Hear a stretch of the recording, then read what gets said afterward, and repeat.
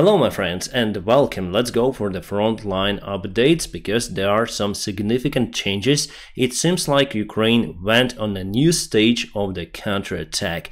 There is no recent update for the military map, however, we see that near to Orikhiv and Novodanilivka, Ukrainian forces move forward, but there is some other place, I'll tell you about it a little later, where the fighting is happening just right now and it is very intense. But first let's speak about this area. Novodanilivka is important because it opens the way to take Tokmak. It's basically very close, there are no straight roads to that place. However, the weather is pretty much good, so the soil is very solid and able to withstand the weight of the tanks, so they may use the field road. However, Russia created lots of the defense lines in that area, but still we were able to capture more of the land today, so it was yesterday and it is today. Little by little we are moving forward. Around 1 week ago, our convoy was ambushed near to Orikhiv and Ukraine already gained control over that area where the convoy was ambushed, and we took all of the vehicles out for the maintenance. Yes, there were some vehicles and tanks that were completely lost, but mainly we evacuated all of we can repair. As you can see, we have even one of the Bradley units in one of our maintenance facilities, but as for the Leopard 2 tanks, they were taken abroad to Poland because we're in lack of the special facilities to fix those sophisticated tanks. As for the crew of this particular Bradley, everyone survived, and that's why we need the Western made equipment. It is the good tool to get success on the front lines, plus it saves the lives of our soldiers. Unlike the Soviet-made infantry vehicles, they're very outdated and their armor is nothing close compared to the Bradley. Also about this particular area in Orikhiv and Novodanilivka, Ukraine is getting ready to push forward with more reinforcements. At least the information about it was shared on Ukrainian plus Russian resources. You see that in the 21st century it's very hard to hide the forces.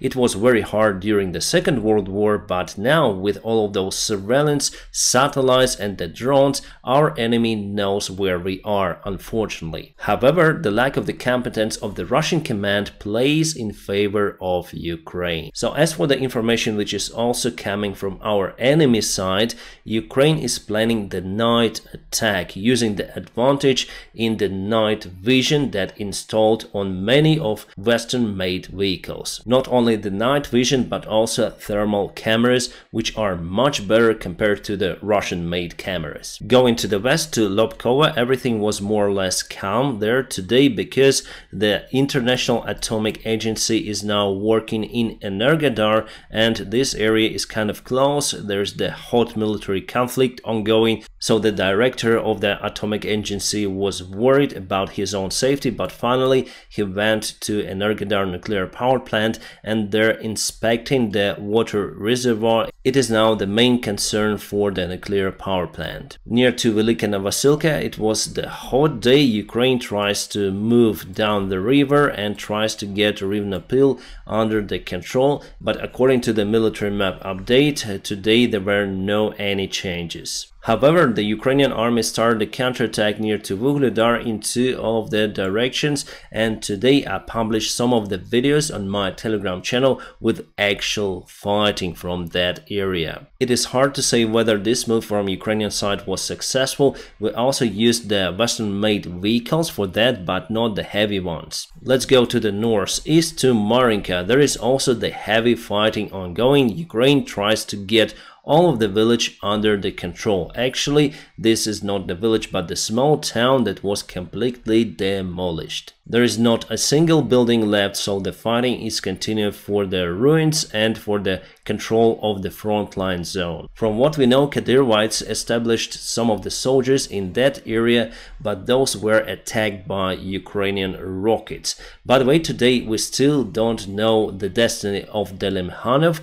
the main general of Chechnya. There were no any reports from him, no any videos.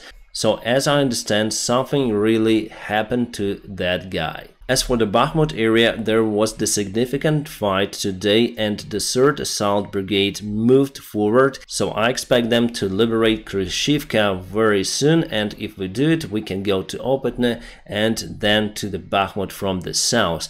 Plus today it was confirmed that Ukraine reached the important heights in the Bakhmut region. I think those heights are over there near to Berhivka water storage. One of our soldiers filmed that video, so the hills were taken, and Bakhmut, you can actually spot everything of what is happening, at least in the front area of the Bakhmut city. Even without using the drones, you can check out the Russians' movements and fire artillery towards their places. This hill was taken 2 days ago. As for the Russian-controlled territory, it's been confirmed that Russians entered Novaya Tovolzhanka and they've took that village back, unfortunately. The locals reported that the Russian soldiers started to take their belongings from their households, TVs, refrigerators, washing machines. So they are shocked right now. They were silent about their army performing the same things in Ukraine, and now there is some sort of the karma. So I was speaking about the offensive operation that Ukraine performs just right now. It is happening in Nova Kakhovka. It is reported that Ukraine landed on the other part of the shore. Nova Kakhovka was flooded, but now the water level went down significantly, and our forces probably were able to cross the Dnieper River. We have the evening video from the Russian side. Let's listen.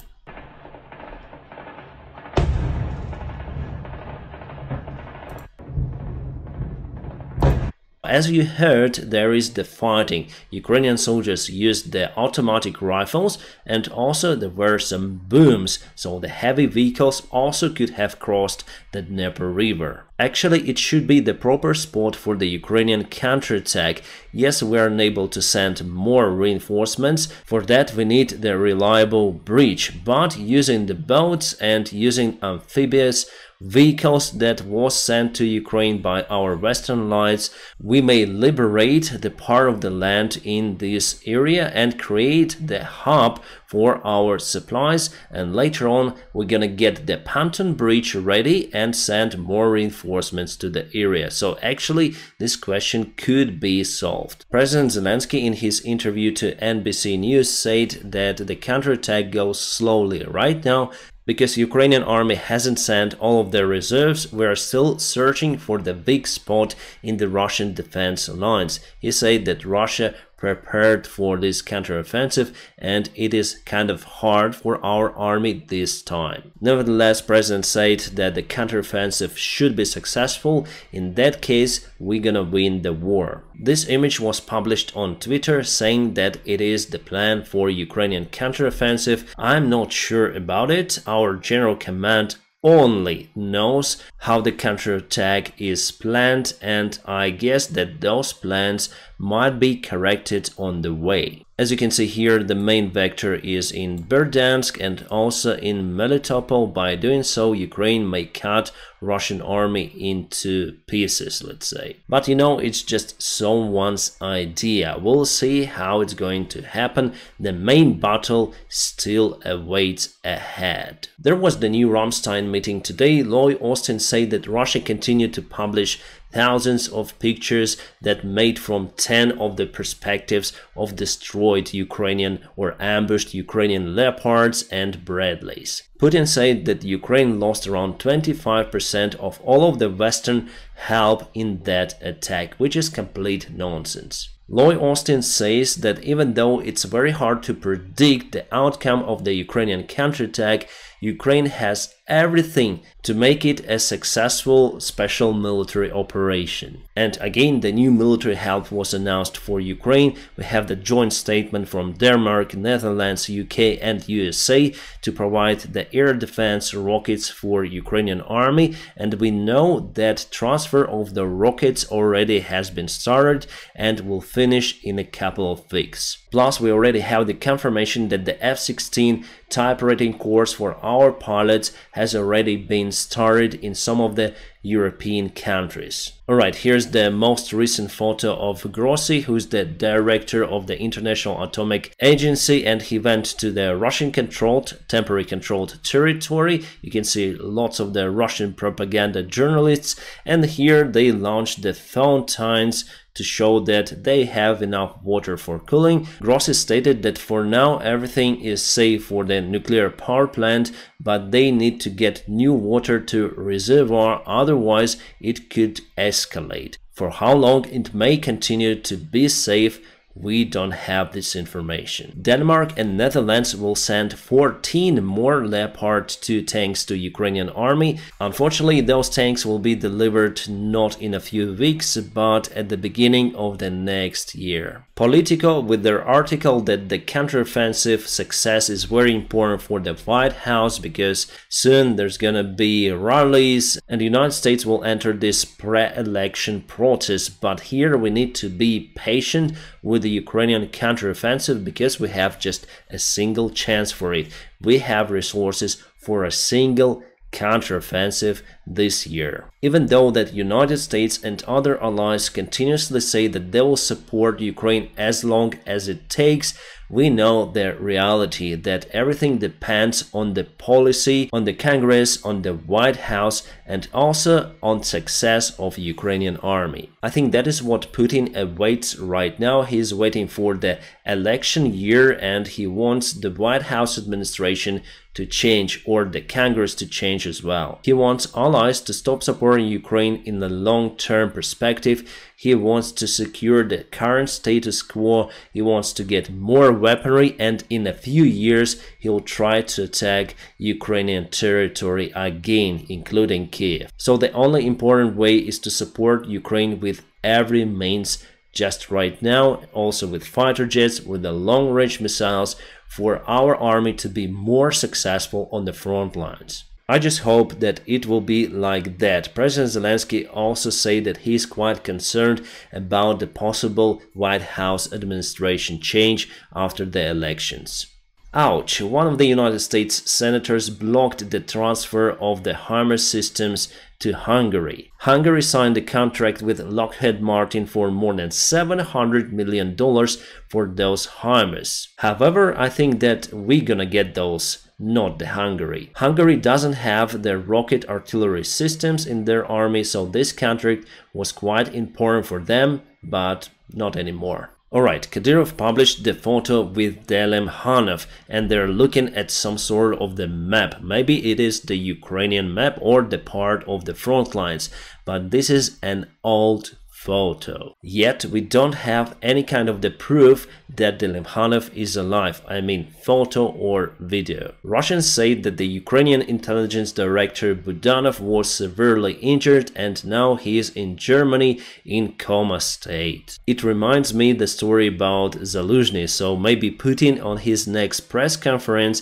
will say that they eliminated Budanov. Actually, they don't have any kind of the proofs for that. You may say that, Dennis, you don't have any proofs for Davydov either.